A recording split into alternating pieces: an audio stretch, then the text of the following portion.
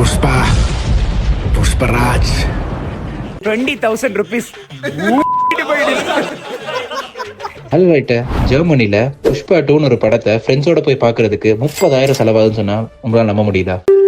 என்னடா 4 மணிக்கு கிளாஸ முடிச்சுட்டு அறக்க பறக்க ஓடி வந்து ரூம்ல பசங்க எல்லாத்தையும் கிளம்ப சொன்னா. அப்பதான் இன்னொருத்தன் ஆள்கிட்ட இப்பதான் பேசணுமா.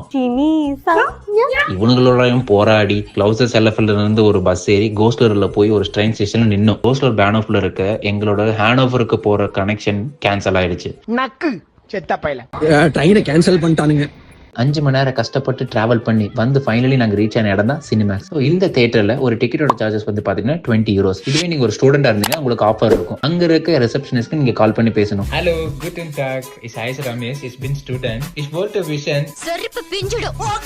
அதுக்கப்புறம் எல்லாருக்கும் டின்னர் அங்கேயே தான் சாப்பிட்டோம். ஸோ இது எல்லாத்தையும் மொத்தமாக சேர்த்துனா 300 euros. இந்த படம் வர்த்தா அப்படின்னு சொல்லி பார்க்கும்போது